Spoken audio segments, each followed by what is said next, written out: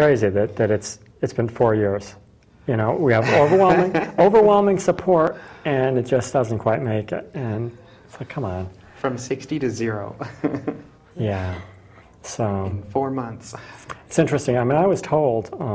Obviously I can't substantiate this, but I was told by an attorney that I was laid off. Mm-hmm. I was told by an attorney recently, a few months ago.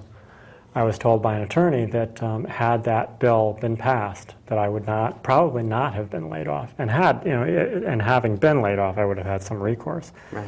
But he said because the bill hadn't been, and that's an interesting point. It's like, do we need this law? Obviously we do, because obviously it makes a difference. It made a difference to me. Yep. And Well, and it's kind of it's a weird thing to realize that you can be thrown out of your apartment if you're renting. Yep. You can be thrown out of your apartment. They can cancel your lease because you're transgendered, because your gender identity or expression doesn't meet with their approval. Yeah.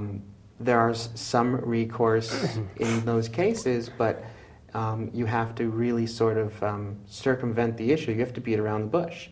You know, if they kicked you out of your apartment because you were trans and they don't want a trans person living there. Yeah. Well, it's unfair landlordship or something. You know, there's a lot of ways that it can be addressed, but it misses the primary point. Right. That you're a perfectly good renter, you pay the bills, they just don't like you personally. That's right. If we did that to any other minority, we'd be in deep trouble. You know, there are questions about denying people access to bank accounts and loans and financial institutions. Questions about educational access. You know, be thrown out of a public building, be thrown out of a library, be thrown out of the State House as you're trying to see a legislature because you're trans. Yeah. Because your gender identity or expression doesn't meet with their approval. And in this day and age, in this country, this is nuts. You know, I mean, I want to believe we've come a long way. You know, obviously we've got a long way to go yet, but... And as we said, Connecticut's, we've said this a lot, Connecticut's a good place. The vast majority of the people here actually look at a lot of this and sort of chuckle. It's like, well, that's absurd. Nobody would actually treat you that way. Nobody would actually do that to you. But there's certainly a minority of people out there that do it, and the folks that it's done to are dramatically hurt by it. You know, turning someone homeless is not a very Christian thing to do.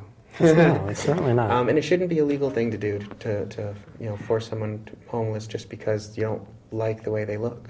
Yeah, and it goes beyond just being obviously it's a huge inconvenience, but it can be fatal.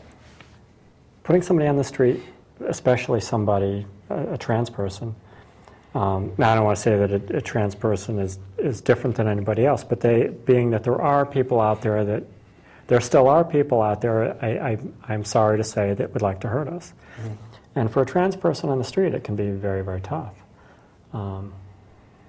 So, turning somebody out like that could end their life. It's happened.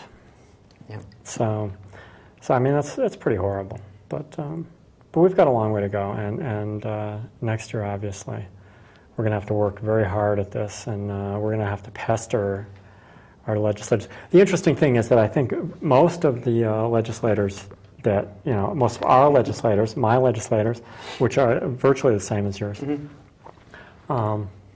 They're pretty much all in favor of it. So. And the irony is, I think the vast majority of them, one-on-one, when you talk to them, will tell you that they support this. The problem is they need to support it publicly. Yeah, I know. They need to vote in favor of it. They need to push to have it raised. They need to push to have it sent to the floor. That's how you show support, not the lip service in a meeting. Yeah. Yeah, and we will hopefully have some of those legislators on the program in the not-too-far distant future. Still got to get hold of Joe Courtney again. He promised to come on the show. Joe, if you're watching, you need to come on our show. Let's see. Andy Maynard is going to come on the show. Maynard, he will be on sometime probably in the summer, June or July, I think.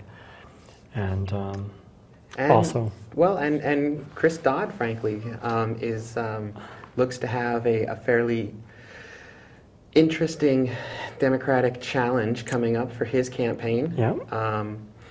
His challenger, whose name eludes me at the moment. Rob Simmons. No, his Democratic challenger. Oh, his Democratic. Oh. Right, for the party nomination. Yeah, no, I don't know. Right now, he's leading him in the polls, I think, 42-24. Wow. But his opponent is a complete unknown in the state politically, and he already has a quarter of the vote. Wow. And 30+% of people are undecided. Now, Dodd's getting a lot of support right now because of some of the reforms that are going on, and the credit card reform and such. But he took a lot of heat when the financial crisis hit. He and Barney Frank took a lot of heat for it because they were supposed to be the head watchdogs. Yeah. Well, hey. So that's going to turn into a very interesting race. So I invite and encourage all three of them, frankly. Sure, any of them. Actually, Rob Simmons may. He did say he would come on our show, so we may have him on at some point. Well, I'm waiting for a call back. We touched a nerve with someone. Obviously, we did. No? Yep. Good evening, nlcTrans. How you doing, Tara? How you doing? This is John. Hi, John. I'm thinking the name you're thinking of is Merrick Alpert. Alpert, yes, something like that. That's right. Merrick Alpert. He was on the LC show the other day. Oh, thank you. All right. Yeah, thank you very much, John. Take care. Bye-bye. That was nice.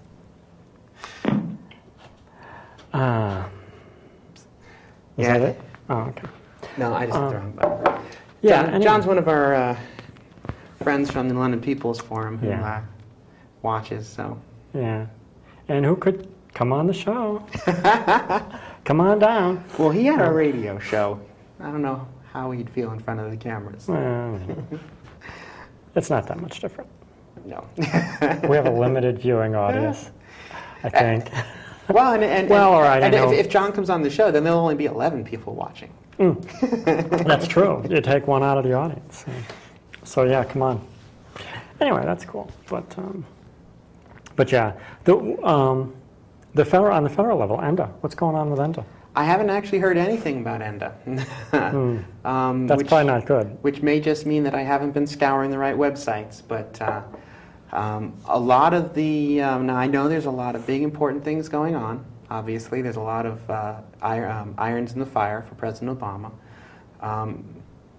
but there's a couple of things that were really big on the hit list when he was campaigning. Yeah. Gender inclusive EDNA was one of them. Repealing Don't Ask, Don't Tell was the other. And on both issues, so far the administration is pretty silent. Yeah. They've expressed support for, after his election, they put up a website that detailed their stances, but actually pushing for any change has been really quiet.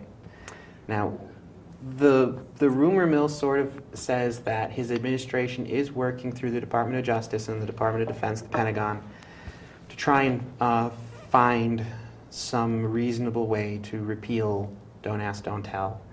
But it's also been pointed out that as Commander-in-Chief, he can issue some executive orders to at least stop the implementation of it at the current, Right. Suspend it while it's being reviewed, stop the implementation of it.